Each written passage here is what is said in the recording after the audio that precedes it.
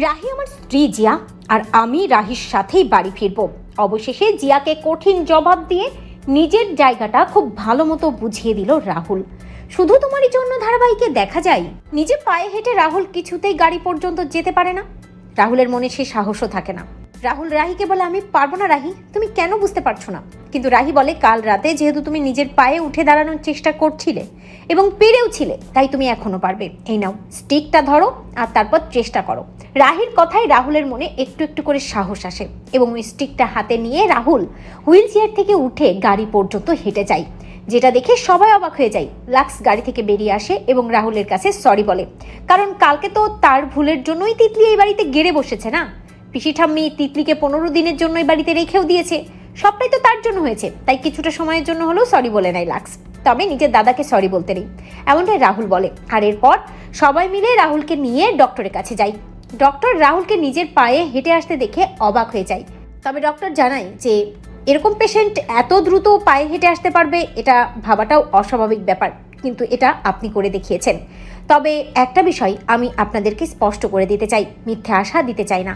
এখনই ওনার জন্য টুর্নামেন্ট খেলাটা খুব রিস্কি হবে, কারণ ওনার পায়ে একটা মেজর অপারেশন হয়েছে। মানসিকভাবে উনি স্টেবল না, একইভাবে শারীরিকভাবেও কিন্তু উনি স্টেবল না, তাই এটা কোনোভাবেই উনি পারবেন না।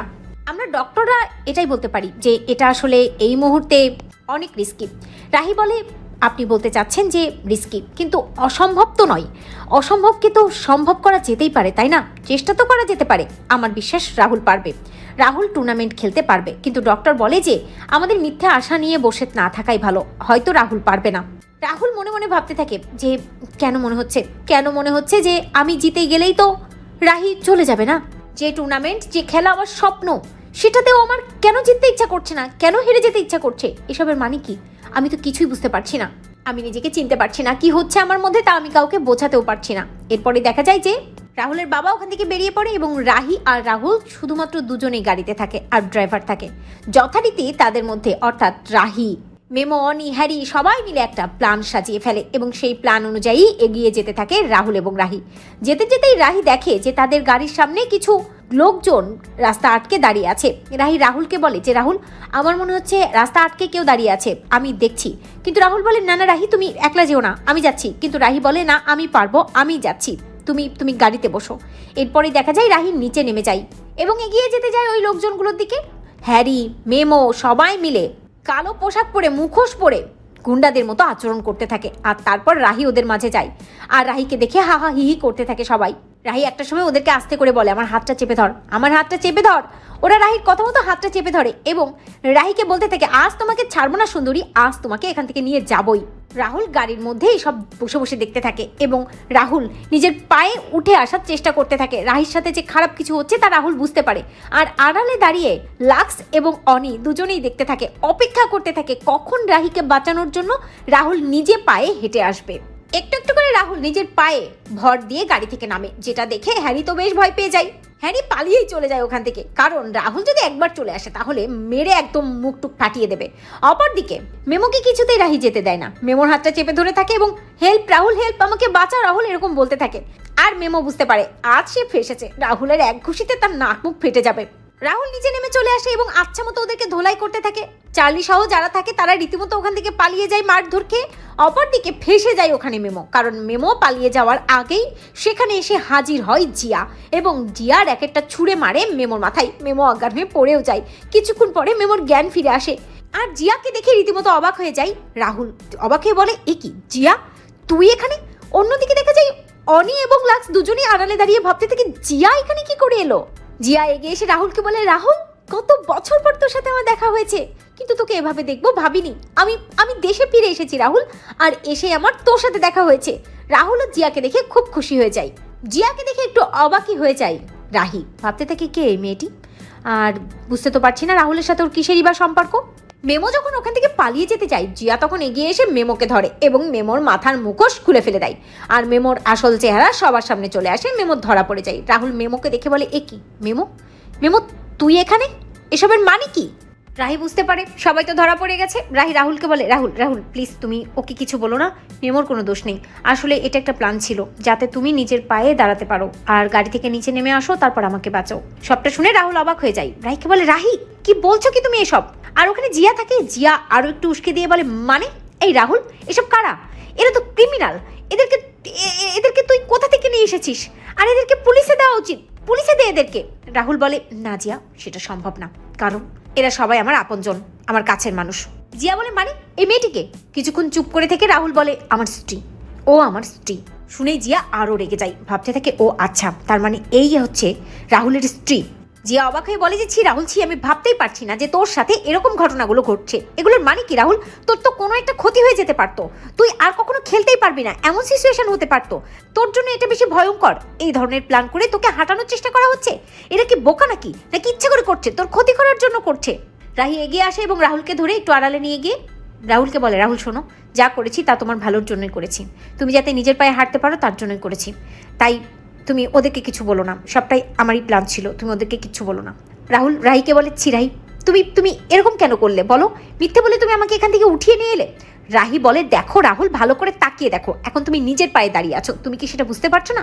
অন্যদিকে জিয়া দাঁড়িয়ে দাঁড়িয়ে ভাবতে থেকে, ওরে বাপরে, আবার দুজন মিলে আলাদা করে গিয়ে কথা বলা হচ্ছে। জিয়া খুব রেগে যায় এবং রাগের দৃষ্টিতে তাকিয়ে থাকে। মেমো জিয়াকে বলে, হাজব্যান্ড ওয়াইফ তো পার্সোনাল টক করছে, এতে এত রাগার কিছু নেই। জিয়া মুখটা ভ্যাংচাই এবং মেমোকে দেখে আরও বেশি রাখতে থাকে। অন্যদিকে দেখা যায় হ্যারিকে ধরে ধরে নিয়ে যাচ্ছে চার্লি এবং মেমো। হ্যারির বেশ লেগেছে রাহুলের মারধর খেয়ে। তবে যেতে যেতে হ্যারি অনিকে বলতে থাকে, অনি, তোমাকে একটা কথা বলার ছিল। আসলে একটা ছেলে বোধহয় আর বাঁচবে না, মরেই যাবে। আর মরে যাওয়ার আগে তাকে তার মনের কথাটা তোমাকে জানিয়ে যেতে চাই। সে আসলে তোমাকে খুব বলেই থেমে যায় হ্যারি। তখনই অনি বলে, ভালোবাসে তাই তো? আমিও, আই লাভ ইউ। অনির মুখ থেকে আই লাভ ইউ শুনে হ্যারি তো পুরো অবাক হয়ে যায়, মাথা ঘুরে পড়েই যায়, দুজনের মধ্যে প্রেম হয়ে যায়। এরপর হ্যারিকে ধরে একটা ক্লাবের মধ্যে নিয়ে যায় অনি, আর তারপর কাটা জায়গাগুলোতে ওষুধ লাগিয়ে দিতে থাকে এবং অনি তার বাবাকে ফোন করে বলে ওই জায়গায় চলে যেতে, কারণ তাদের প্ল্যানটা বোধহয় সাকসেসফুল হয়নি। ওখানে জিয়া চলে এসেছে। বেশ অবাক হয়ে রাহুলের বাবা বলতে থাকে, এ কি জিয়া আবার এই নামটা আবার কোথা থেকে এলো, এ আবার কোথা থেকে উদয় হলো, কিছুই তো বুঝতে পারছি না।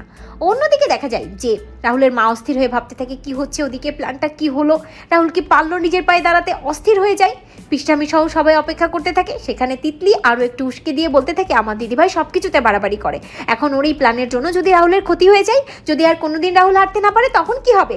আজে বাজে কথা বলতে থাকে দিদিভাইয়ের নামে ওই তিতলি, যেটা একেবারেই সহ্য করতে পারে না রাহুলের মা। তিতলিকে বলে যে, তোমার দিদিভাই একা খারাপ না, তুমিও খারাপ, তোমরা দুই বোন মিলে আমার ছেলেটার জীবন ধ্বংস করে দিচ্ছ, শেষ করে দিচ্ছ, তাই আমি তোমাকেও এই বাড়িতে বরদাস্ত করবো না। এই বলেই তিতলিকে নিজের জায়গাটা ভালো মতো বুঝিয়ে দেয় রাহুলের মা। অপরদিকে দেখা যায় রাহুল বেশ রেগে আছে রাহির উপর, আর সেটাতে আরও বেশি করে উস্কে দিচ্ছে ওই জিয়া। এবং জিয়া রাহিকে বলে, সে তুমি রাহুলের স্ত্রী হও বা যেই হোক না কেন, এই কাজটা করা তোমার একেবারেই ঠিক হয়নি। কি মনে করেছো কি তুমি নিজেকে? তুমি রাহুলকে দিয়ে এই রিস্কিভাবে এই কাজটা করালে? যদি ওর পায়ে কিছু হয়ে যেত, ও কোনোদিন হাঁটতে না পারতো, তার দায়ভার কে নিত? রাহির রুদ্রবর্তীতে জিয়াকে বলে, আমাদের হাজব্যান্ড ওয়াইফের মধ্যে তুমি এত কথা কেন বলছো বলো তো? কে তুমি? জিয়া রাহুলকে বলে, রাহুল কি বলছে কি মেয়েটি? আমি কে জিজ্ঞেস করছে। রাহুল চুপচাপ দাঁড়িয়ে থাকে। রাহি জিয়াকে বলে, তুমি যদি এমন কোনো ইম্পর্টেন্ট মানুষই হতে, তাহলে আমি রাহুলের মুখে এতদিনে তোমার নামটা একবারও শুনতাম, কিন্তু শুনিনি। তার মানে তোমার কোনো জায়গা আসলে রাহুলের জীবনে নেই, আর তুমি কে সেটা আমার জানার কোনো ইচ্ছাও নেই। বেশ রেগে যায় জিয়া। রাহির জবাব জিয়ার গায়ে লেগে যায় এবং জিয়া রাহুলকে গিয়ে বলে, এই রাহুল, এই মেয়েটি কি উল্টোপাল্টা বলছে বলতো, আর সহ্য করা যাচ্ছে না। রাহি রাহুলকে বলে, রাহুল বাড়ি চলো, রাহুল বাড়ি চলো, অনেক হয়েছে, এবার বাড়ি চলো, তুমি নিজের পায়ে দাঁড়িয়েছো, এতটুকুই আমার দেখার দরকার ছিল। আর টুর্নামেন্টটা জিতলে তো তুমি মুক্তি পেয়ে যাবে না, তাই বাইরের লোকের সামনে দাঁড়িয়ে সিন ক্রিয়েট করার কোনো দরকার নেই। রাহুল বলে, বাড়ি? কিসের বাড়ি? আমি বাড়ি যাবো না। জিয়া এগিয়ে এসে রাহুলকে বলে, যাস না রাহুল, বাড়ি যেতে হবে না, আমি বুঝতে পারছি তোর উপর দিয়ে কি যাচ্ছে, তোর মনটা ভালো নেই, তোর উপর দিয়ে ঝড় বয়ে যাচ্ছে, আমি বুঝতে পারছি। আমি হোটেলে উঠেছি, তুই হোটেলে চল, আমার সাথে হোটেলে চল, তারপরে আমরা একটু সময় কাটাবো, তোর মন ভালো হয়ে যাবে দেখবি। শুনেই রাহি অবাক হয়ে যায়। রাহুল রাহির দিকে তাকায়, রাহিও রাহুলের দিকে তাকায়। ওই জিয়া রাহুলের হাত ধরে টানাটানি করতে থাকে। রাহুল হাতটা সরিয়ে নেয় এবং জিয়াকে বলে, না জিয়া, আমি আমার স্ত্রীর সাথে বাড়ি ফিরবো। রাহি আমার স্ত্রী, আর আমি আমার স্ত্রীর সাথে বাড়ি ফিরবো, আমি হোটেলে যাব না। তুই বরং এক কাজ কর, বাড়িতে আসিস, তোর সাথে গল্প হবে, অনেক বছর পর তোর সাথে দেখা হয়েছে, পুরনো অনেক গল্প হবে তোর সাথে, আমাদের বন্ধুত্বটা তো নষ্ট হয়ে যায়নি, তুই আমার বেস্ট ফ্রেন্ড জিয়া, সেটা আমি ভুলে যাইনি। তো বন্ধুরা, তোমরা এটাই চাও তো এভাবেই যেন জিয়াকে নিজের জায়গাটা ভালো মতো বুঝিয়ে দেয় রাহুল? কমেন্ট করে জানাতে ভুলো না।